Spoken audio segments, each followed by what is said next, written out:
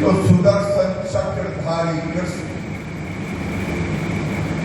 आपने देखा होगा प्रभु श्री राम और लक्ष्मण को विश्वामित्र क्यों ले गए थे? आप लोगों को पता है ना क्यों ले गए थे? क्यों ले गए थे? कोई बोले घर से? हाँ?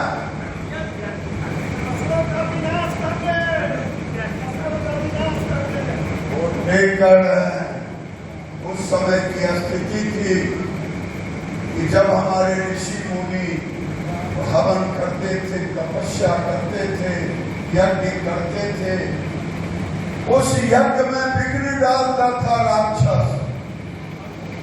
और ये राक्षस विघ्न केवल नहीं डालता था, जरूरत पड़ता था तो हमारे ऋषि मुनियों की हत्या कर। विश्वामित्र गए थे राजा दशरथ से धनुषधारी राम को मांगने, और धनुषधारी राम और लक्ष्मण ने पूरे राक्षसों का नाश किया था। ये मालूम है कि नहीं? आज हम धनुषधारी राम को नहीं पूछते, हम पूछते राम, लक्ष्मण, सीता, नीचे पैर पखारते हुए हनुमान। ये एक साजिश के तहत आज जरूरत है, जो राम के भक्त हैं, हम सब अगर हम पूजा करें, कथा में कहानी कथा सुनाया जाए तो धनुषधारी राम को ही। क्या मैं गलत कह रहा हूं? या ना बोले?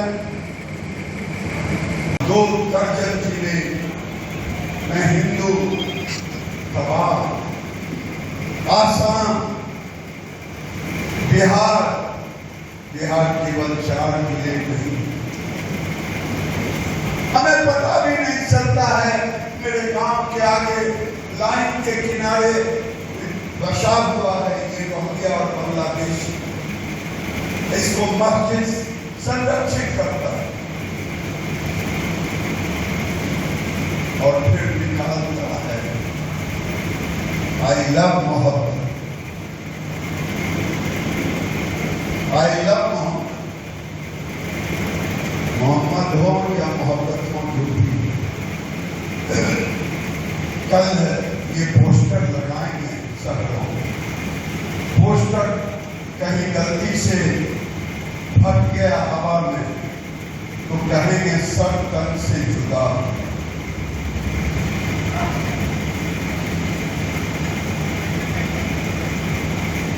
क्योंकि हम तो हिंदू हैं, हम तो जातिनाथ के मंदिर में जल चढ़ाने आते हैं। जल चढ़ाते तक बाबा गरीबनाथ की जय, बम बम बोले, हर हर बोले, और चढ़ाने के बाद फिर जातियों का नशा चढ़ा। और अगर पिछले बार कुछ लोगों ने कहा बटोगे तो कटोगे, अब साफ दिख रहा है बटोगे तो कटोगे।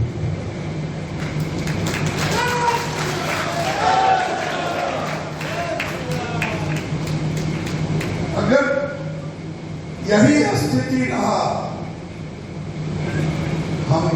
हमारी बेटी उठा ले गया, आप हंसते रहे, आपकी बेटी चली गई, कलेवा बांध करके बांग्लादेशी रोहिंग्या आते, पूरे देश का डेमोग्राफी बदल गया है। और हमारे जैसे लोगों का संकल्प है, और सचमुच में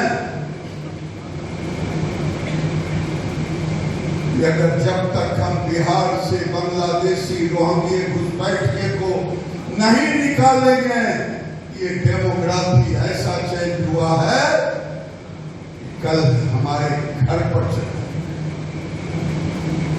मैं आज के इस फलहार कार्यक्रम में बहुत अच्छा लगा, मनोरंजन भी हुआ, माता का गीत भी हुआ, माँ से प्रार्थना भी किया और माँ से यही कहता हूँ, अब ओम शांति शांति के बदले अब माँ आप दिखाएं ओम क्रांति क्रांति क्रांति।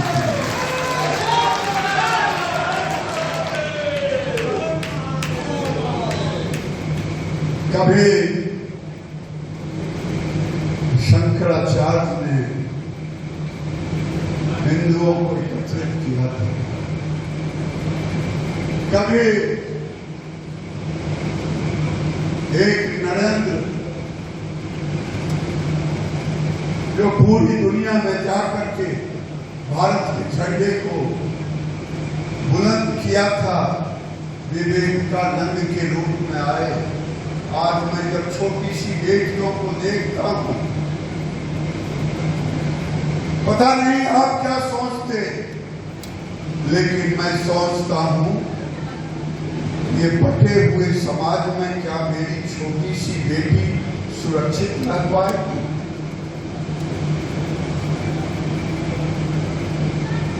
इसीलिए मैं अपनी वाणी को विराम देता हूं। अब तो देश में बांग्लादेशी रोहिंग्या घुसपैठियों को बचाने के लिए एक तरफ ताकत लगी हुई है, वो ताकत है वोट की ताकत। आज गरीबों का हक भी छीन रहा, हमारी सांस्कृतिक विरासत को भी लूट रहा, लेकिन हम राजनीति से देखते हैं, चाहे तेजस्वी जी हों चाहे राहुल जी। मैं राजनीतिक बात कर भी रहा हूं, नहीं भी कर रहा हूं, मैं अपनी पीड़ा की बात कर रहा हूं। अगर मेरी बात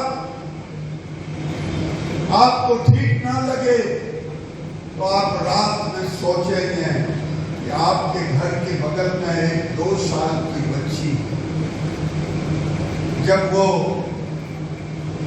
20-30 साल की होगी, क्या दोस्त था खुदरी बाजार में कुछ लोगों ने पाकिस्तान और हिंदुस्तान के जीत पर पटाखे छोड़े थे ना, मारपीट हुआ था ना, ये तो मरे हुए समाज की होगी।